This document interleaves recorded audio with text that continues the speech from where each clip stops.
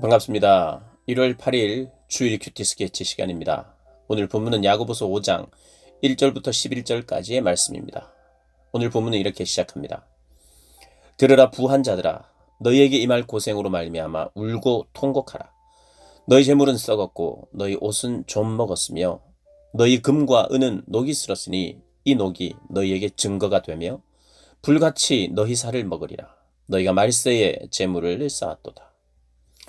오늘 본문은 부한 자들을 책망하고 또 상대적으로 부하지 않은 자들이 어떠한 삶을 살아야 하는지를 설명하는 그런 본문입니다. 부한 자들. 여기서 말하는 부한 자들은 부를 추구하는 사람, 재물을 쌓는 사람, 부에 집착하는 사람들을 말하는 것입니다.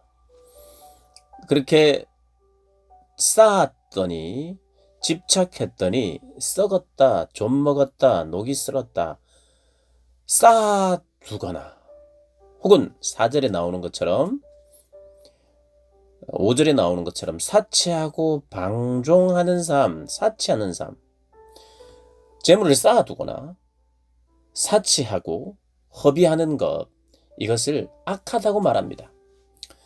내가 내 재물을 쌓는데 뭐 어떠냐? 세상 사람들은 그렇게 생각할 수 있어요. 그렇게 주장할 수 있고, 자기가 번 것을 자기 마음대로 쓰는데 누가 나한테 손가락질 할 수 있느냐? 뭐 그렇게 생각할 수 있습니다. 왜냐하면 자기가 자기 것이니까요. 자기 것이라고 생각하니까요. 믿는 자는 어떻습니까? 이것이 내 것이 아니에요. 이것이 다 하나님의 것입니다. 나는 청지기일 뿐이에요. 청지기는 그것을 맡아서 관리하고 어떻게 써야 하는지 주인의 원함대로 써야 되는 게 청지기죠. 쌓아둬서는 안 되는 거예요. 청지기가. 허비하고 낭비해서는 안 돼요.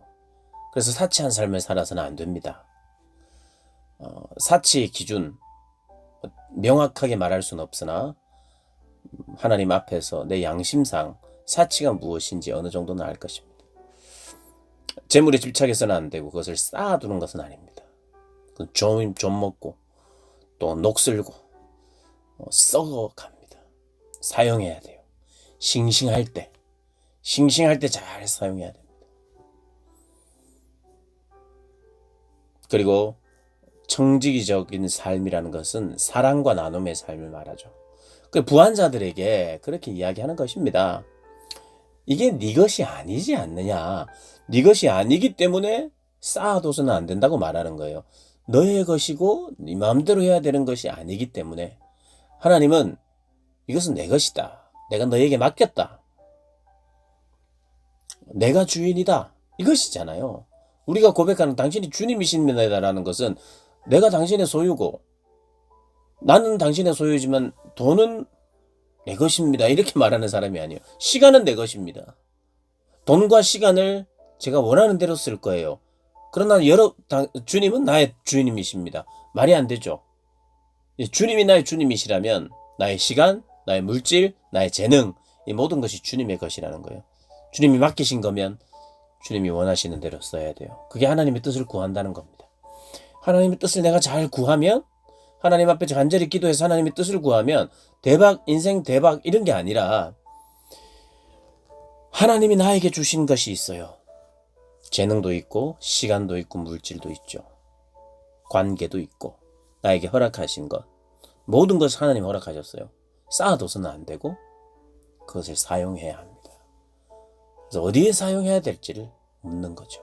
그게 하나님의 뜻을 묻는 거예요. 하나님의 뜻이 어디 있습니까? 내 인생, 내 행복, 내가 어떻게 찾아야 됩니까? 이렇게 접근하는 것이 아니라 내가 누군지, 하나님 앞에 누군지를 발견하고, 아, 내가 당신의 백성이며 당신의 소유이군요. 당신은 나의 주인이시군요. 창조주이시며 왕이시군요. 이걸 깨달을 때 삶의 비전이 어떠한 관계에서 나의 포지션이 어딘지 알고 그분께 질문하고 그분이 기뻐하시는 것을 찾고 그분이 기뻐하시는 곳에 가고 그분이 기뻐하시는 일들을 행하는 거죠. 이게 교제죠. 하나님과 교제한다는 건 하나님이 원하시는 삶의 현장에 내가 있을 때 교제하는 게 많죠. 순종의 자리로 가서 교제하는 거죠. 내가 여기서 늘 순종의 자리는 없이 하나님과 교제할 수 있느냐고 불가능하죠. 회개하여 순종의 자리로 가야, 회개한다는 것은 뭡니까? 순종의 자리로 간다는 것이죠. 거기에서 교제가 가능하죠. 회개가 그런 것입니다. 회개한다는 것이 순종하겠다는 뜻이죠. 순종하지 않은 것을 회개하고, 그래서 이제는 회개했다는 것은 순종하겠다는 거예요. 회개의 열매가 순종하고 있는 것이죠. 하나님과의 관계가, 순종의 관계 안에서 하나님 말씀하시고 또 듣고, 하나님의 사랑의 메시지도 듣고, 하나님이 주신 복도 누리고 헤아리고 묵상하고, 하나님이 주신 재물, 하나님이 주신 시간 쌓아둬서는 안 되고 사용해야 합니다. 그리고 사용하되 자기를 위해서 사치스럽게 사용해서도 안 돼요.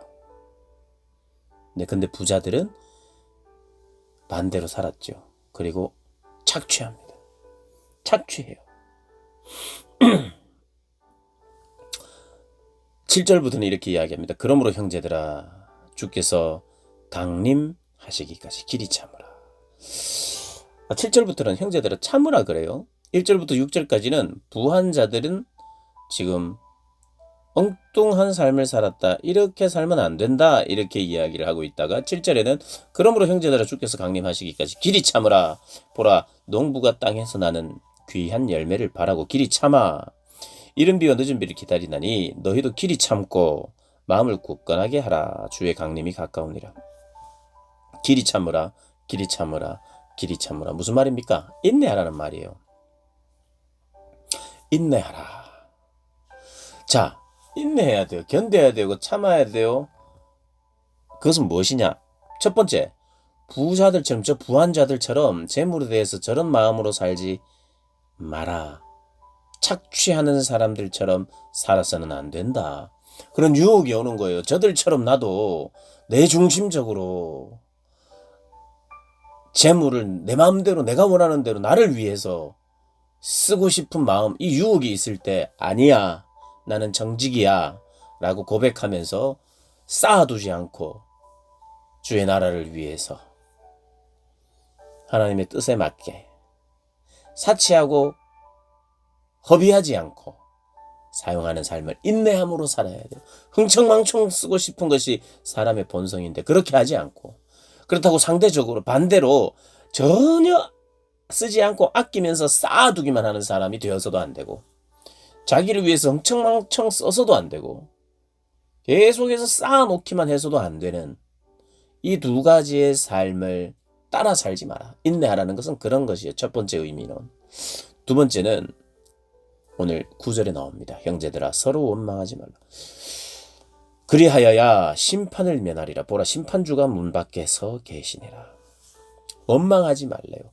누구를 원망하지 말라는 걸까요? 본문의 문맥 속에는 그 부한자들, 착취자들, 나는 가난하고 소외되어 있는데 그것까지 착취하는 자들을 원망하는 게 당연하잖아요. 저 나쁜 사람, 저 못된 사람이라고 원망하는 게 마땅한데 하나님께서는 원망하지 말라. 원망할 만한 사람에게 원망하지 말라. 오히려 참으라. 참되 길이 참으라. 분명히 너에게 열매가 주어질 것이다. 바른 삶, 의로운 삶, 가난하지만 또 착취를 당하지만 그럼에도 불구하고 하나님께 순종하는 삶, 유혹 가운데 빠져서 세상 사람들이 살아가는 것처럼 살지 않는 삶, 그렇게 살고 동시에 원망하지 말라. 착취자들처럼 첫 번째 살지 마라. 두 번째, 그 착취자라 할지라도 그를 원망하지 마라. 여러분, 정말 나쁜 사람이에요. 누가 봐도 나쁜 사람은 범죄자예요. 그 사람들이 나를 해해요. 그럼 어떻게 해야 됩니까? 지금은요, 신고도 해야 돼요. 그런 악한 사람들이 악한 방법으로 살아가지 못하도록 스탑시킬 수 있도록 해야 돼요. 신고도 하고 사람들에게 알리기도 하고, 물론 그를 위하여 기도하기도 하고 용서하기도 해야 되지만 그렇게 해야 됩니다. 네.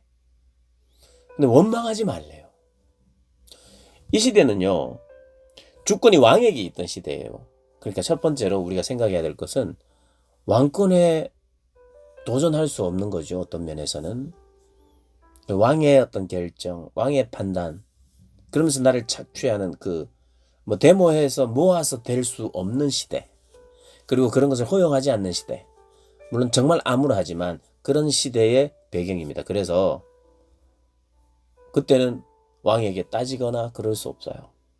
물론 뭐 다니엘의 세 친구도 뭐 따질 것 같은데 다 따지지도 않았어요. 그들은 왕에게 순종했어요. 여러 면에서. 그러나 특별히 몇 가지 부분은 타협하지 않았거든요. 기본적으로 그것이 이방 왕권이고 하나님을 대적하는 자들의 왕권이라 할지라도 그 앞에서 하나님이 인정하라 그랬고, 그것도 하나님이 주시는 권세다. 앞에 인정해라. 그리고 그것을 거기에 굴복하고 잘 섬겨라. 이런 말도. 불의를 보았을 때는 내 신앙에 양심에 걸리는 문제 앞에서는 때로는 내가 목숨 걸고 거부해야 되겠죠. 근데 어쨌든 그 시대는 거기에 대해서 착취자나 부자에게 원망하지 않고 오히려 하나님을 기대하고 이 방법을 쓰는 거예요. 길이 참고 결국 하나님의 때를 기다리는 방식. 여기에는 어떤 믿음이 필요하냐면 그냥 내가 힘이 없으니까 약하니까 그냥 참기만 하자, 어쩔 수 없다, 그게 아니라 하나님은 하나님의 능력이 있으시고 하나님은 분명히 약속하신 분이시기 때문에 심판하시는 분, 모든 심판을 하나님께 맡긴다는 그런 믿음의 고백이지, 나는 힘이 없어서 어쩔 수 없어, 내가 살기 위해서는 이 사람에게 잘 보이는 수밖에 없어, 이런 마음으로 하라는 게 아니에요. 하나님은 심판하신다. 하나님이 모든 것을 결정하신다. 거기에 대한 믿음의 고백으로 인내하라는 거예요. 요즘 이 시대는 어떻습니까? 누군가가 가진 사람이 가지지 못한 사람을 학대할 때는 우리가 말려야 되죠. 그래서는 안 됩니다. 그리고 스탑할 수 있도록 우리 도와야 돼요.